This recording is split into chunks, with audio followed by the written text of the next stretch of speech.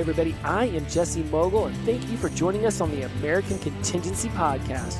We are a united nationwide community of steadfast Americans ready for any challenge that comes our way. We inform, equip, and train so you can be prepared to respond and recover from any man-made or natural disaster or situation. And today we are going to discuss security. So for those of you who are new to the AmCon universe, every month on our website, we highlight one particular category of the 12 we've chosen for ultimate preparedness. And in March, we covered security. So we are going to discuss security on today's show.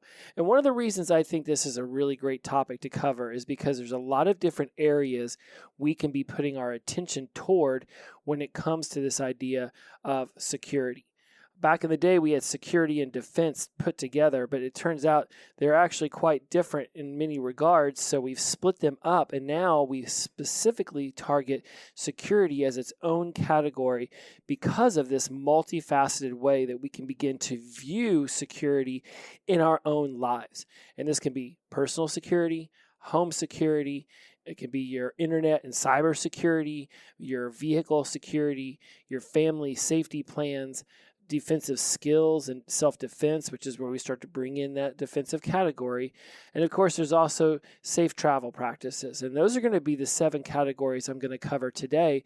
Because for a lot of us, we can have attention toward one or two of these, but having an entire scope of what it means to feel secure, to be able to hold on to some level of certainty in what, amounts to a very chaotic and uncertain world, it's important.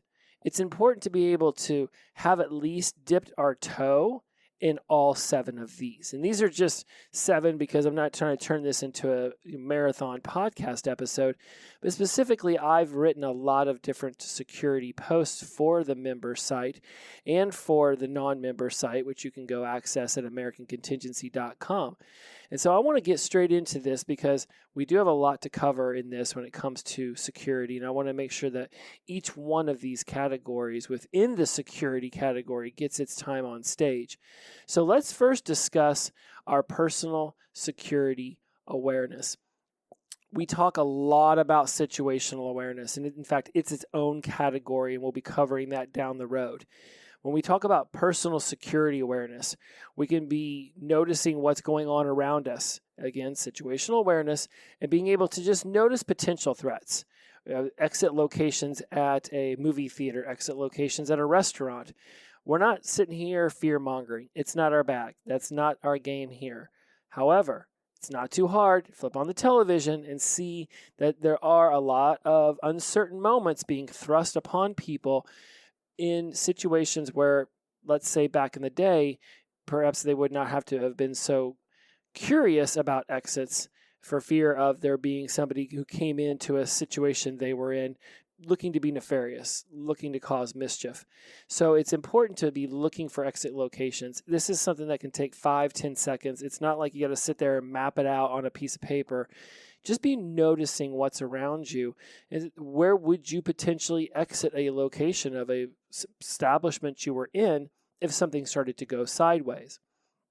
Also, how much are we looking at our phones? Earbuds in, jamming out to some music, not really paying attention to what's going on around us.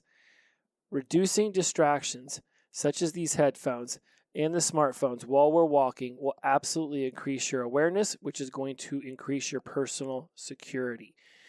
I cannot tell you how many times I have watched people cross the road looking down at their phone. I'm really curious, at what point did people stop looking both ways before crossing? Like, I get the United States of America has sort of been labeled this, sue happy culture, but somebody steps out in the middle of the road and they don't necessarily have the right of way and they get smacked by a car. You're not really taking anyone to the cleaners on that, but you might be walking away with a pretty bad limp for the rest of your life. So if you or somebody else is walking around in situations staring down at a phone, I might recommend you just look up for a little bit. Nothing on that phone is not going to be there looking for you later when you're searching for it. And also, I'd like for you to be paying attention to the trusting of your instincts. If something feels wrong, more than likely, there's something in your gut that knows unconsciously that things could go awry. Again, not fear-mongering, but trusting our own internal instincts. It might be best for you to remove yourself from that situation. Back in the day, I remember finding myself in some pretty precarious situations because I did not trust my instincts. Other times, I was a little bit more in tune with what was going on inside my body, and I said, you know what? Probably best I'm not in this situation anymore. So be mindful of trusting your instincts, maybe taking out the earbuds and looking up from your phone, and absolutely paying attention to your surroundings, knowing exits, knowing what's going on. All of a sudden, you hear a bunch of voices get raised. You might want to at least give that some attention. You're not too cool for school when it comes to your own personal security awareness. So that's the first one. I'm telling you, we're coming out of the gate hot, my friends.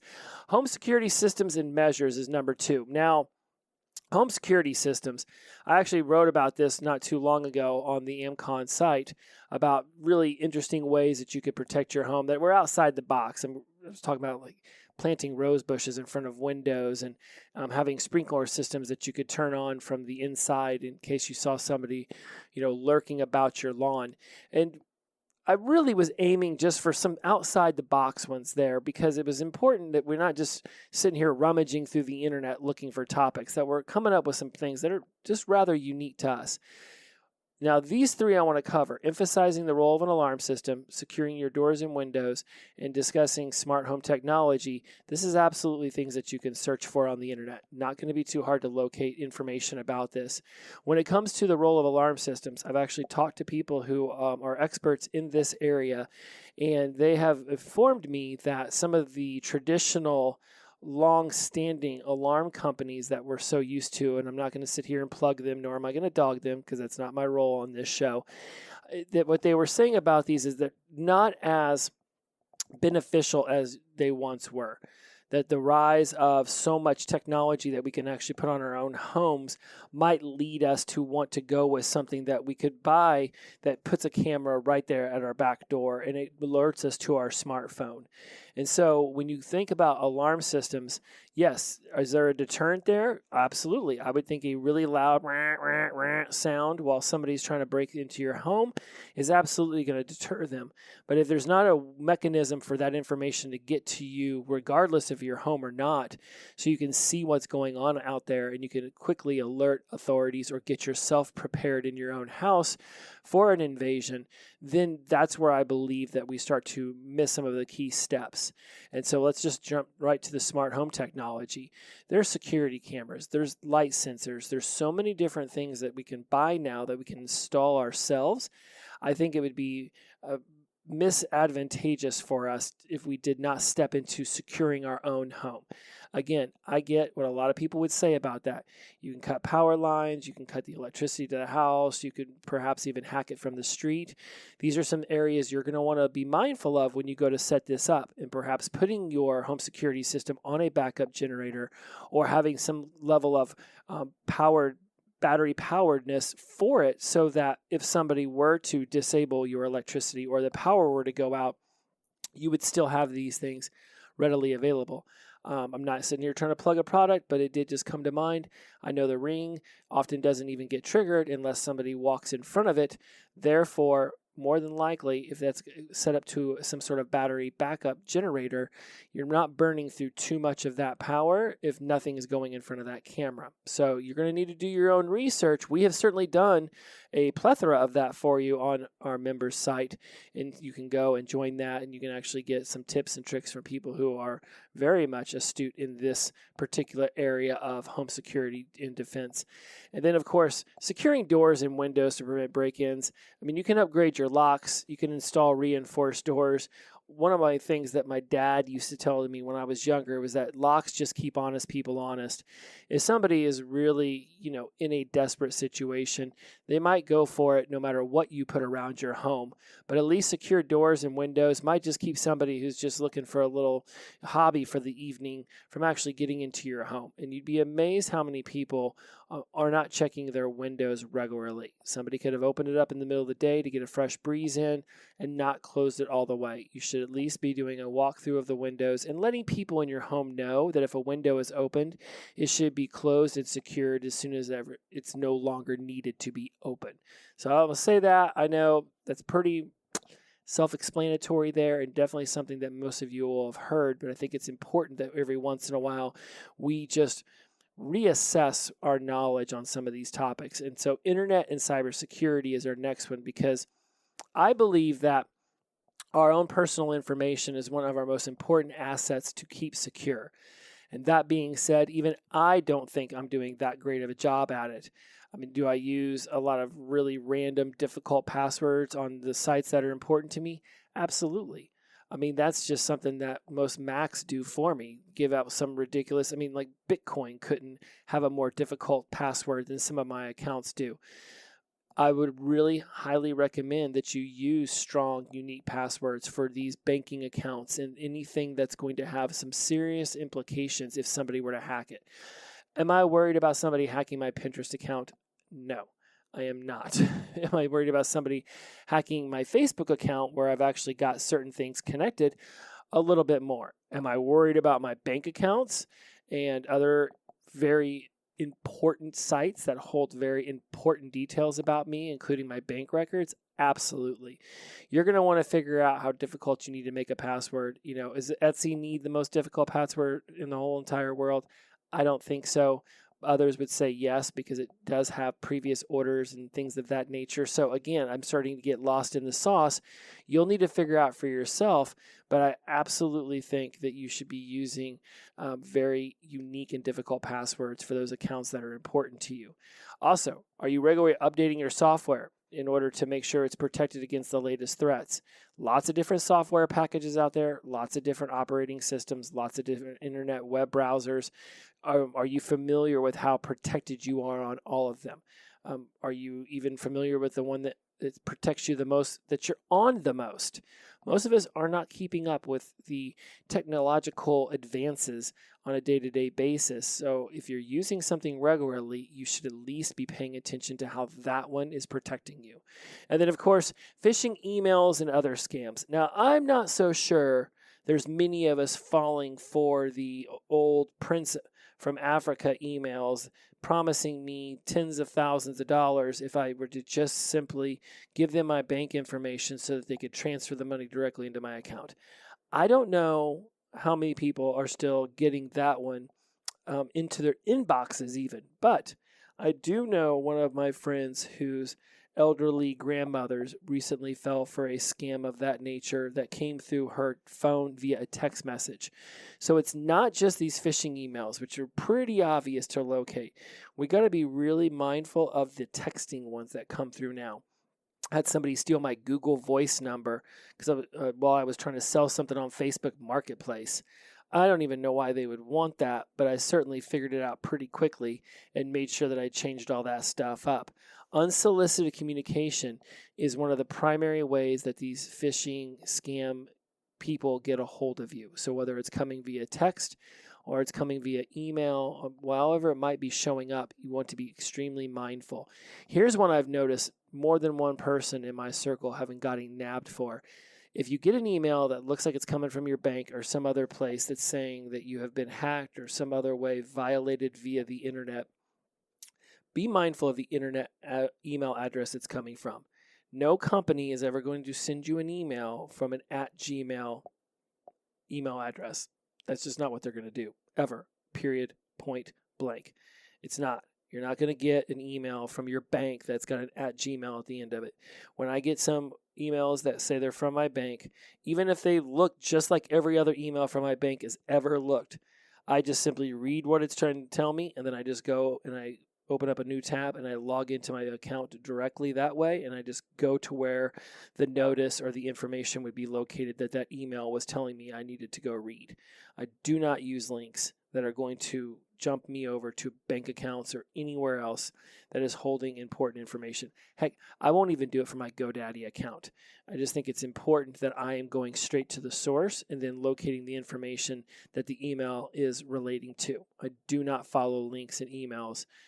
I just do my best. Now, if it's one of those sales emails that's coming from a newsletter that I know that I have joined, sure. But if I get random ones from my podcast that say, hey, we'll help you, blah, blah, blah, blah, blah, I look at the back end of that email's URL and then I go directly to that. So if it was Jesse Mogul at AmericanContingency.com, I would literally just go to AmericanContingency.com by looking at it in the email where it shows the email address, and just whatever comes after the @ sign, that's what I just copy and paste directly over into a new tab.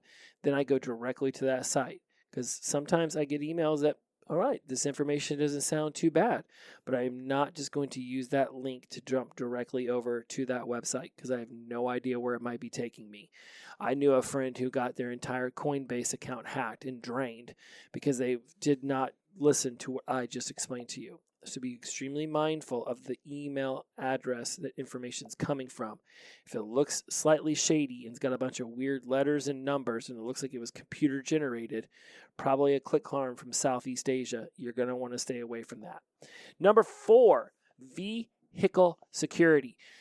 I like my car. In fact, I love my car. It gets me from point A to point B. It was one of the nicest cars. In fact, let me just take that back. It was the nicest and still is the nicest car I've ever owned. And I have to drive it places and then leave it and hope that it's safe. And I do my best to make sure that there aren't valuables that you can see through the windows. And you can do things like reinforce your door locks. I've seen some people still using that bar that goes over the steering wheel. You can choose a parking spot extremely carefully. I'm one of those people who does not want dings in my car. I got backed into one time, cost $1,500 because the person hit and ran. I'm not messing around with parking spots. I will park further away to make sure that I have plenty of space around my car. I will strategically locate my car underneath the street lamp in the Walmart parking lot just because, again, I do park further away. Love me to get those steps.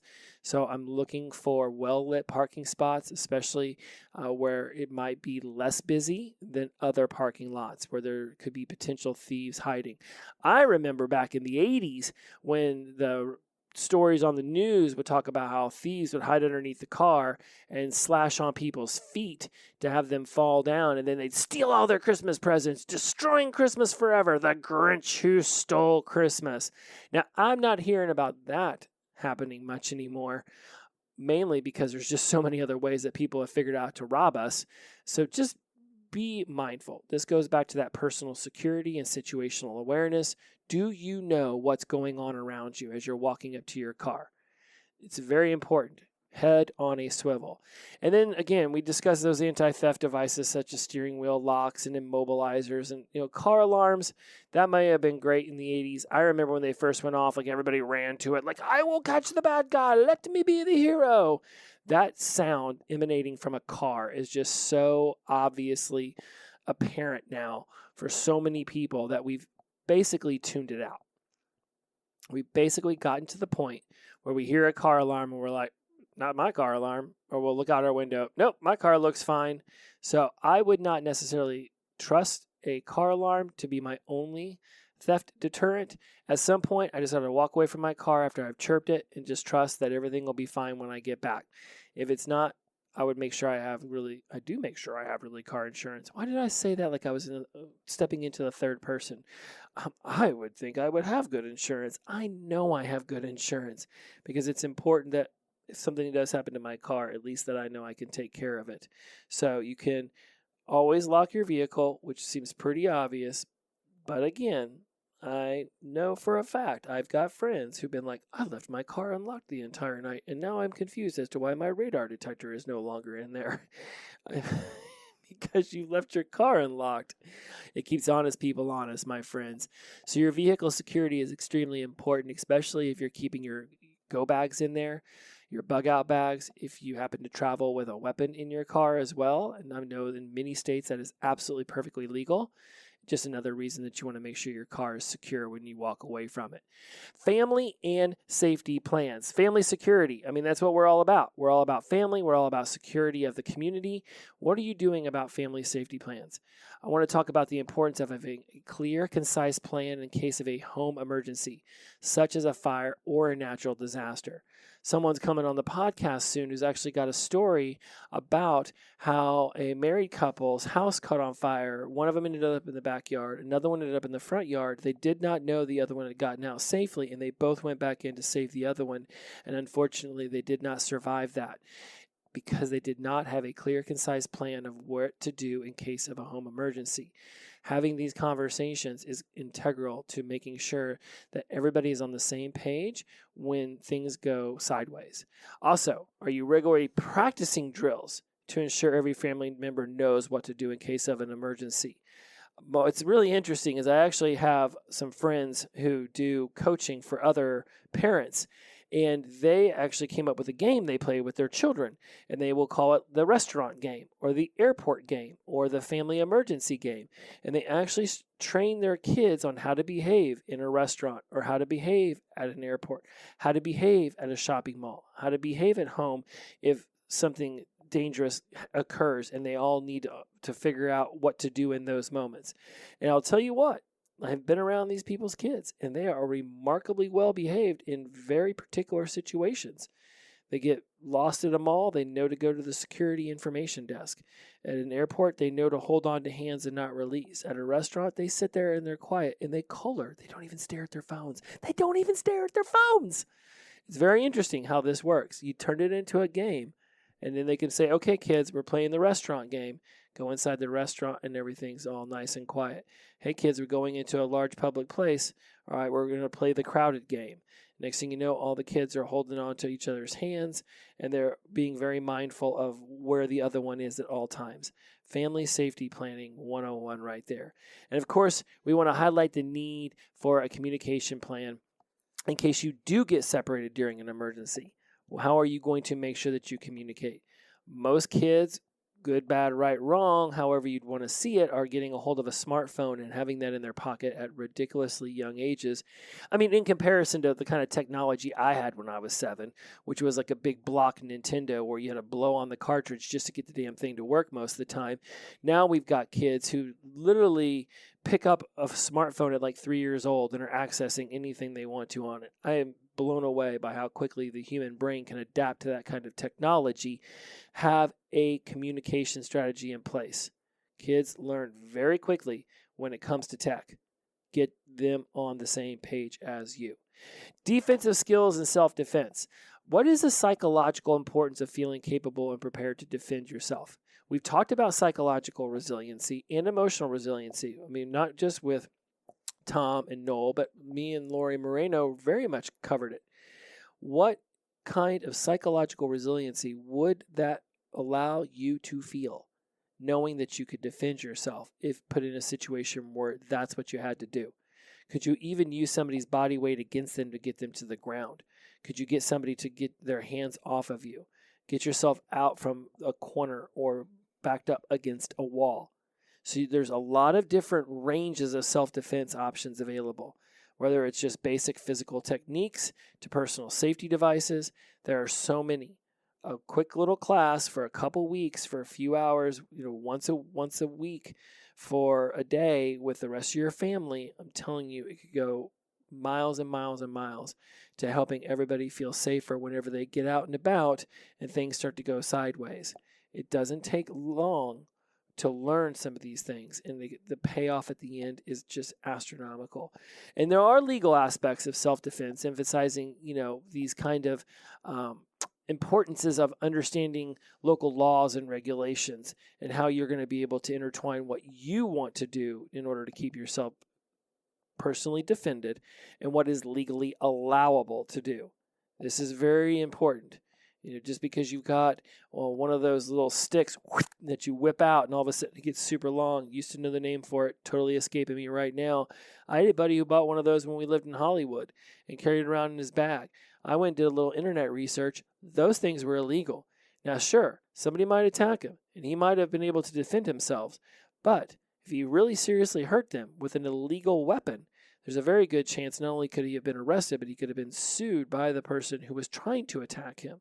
Know your local laws, know your local regulations, and whether you agree with them or not, just realize there will be repercussions and consequences to not following the laws of the land that you happen to be living in or visiting. And speaking of visiting, let's close up with safe travel practices. There is a lot of importance that the internet community has placed around doing research on the destinations you're going and knowing the potentially unsafe areas where tourists tend to frequent. I know a lot of my friends who've gone to the Caribbean and they go to places with very bad poverty, with a lot of people who are at their brink, and it is very, very keenly obvious to me that there are certain areas in these countries that you are not meant to go into if you are not familiar with their local customs, languages, or basically have any level of awareness of what's going on in those areas and environments.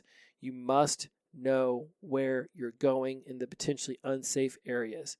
I mean, this would be obvious for anyone going to visit Los Angeles or Chicago or New York or Miami or Dallas. Like, know where you're going and be mindful of the internal compass inside of you leading you the right way, and when your intuition says it is absolutely leading you the wrong way.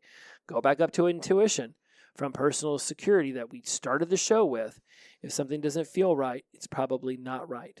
And then, of course, you're going to want to secure your belongings, right? Was it anti-theft bags, using hotel safes? Do you carry your wallet in your front pocket rather than in your back pocket? There's a lot of really interesting purses and wallets that have been invented now that will keep your stuff safe and secure. Use those zippers. I have been to many a festival because I love me some live music, and I've watched people walk around with their backpacks wide open or a purse that's only got a button protecting it. That is not enough. Somebody is in a situation where they think you've got more than them and they are in need. If you are not using smart techniques with your personal belongings as you walk around in environments you're not familiar with, you could be the next victim. And then I want to close up with just simple situational awareness while you're traveling, just like you would have in your home. I think it's been said before not to be posting on your social media when you're out of town. Now, this is absolutely something to be mindful of if you have hundreds of Facebook friends who all live in the same city as you, and many of them knowing where you live. I don't necessarily have a ton of friends on my Facebook page because I don't use it very often from the current city that I live in. But I'm also very mindful not to be posting a bunch of pictures of where I'm out and about when I'm not home. I don't know. You can Google things nowadays and find out the most ridiculous information. Do you really want your address being one of those things that's discoverable and then somebody realizing, hey, Bob Jenkins ain't home today. I think I'm going to go swing by his house.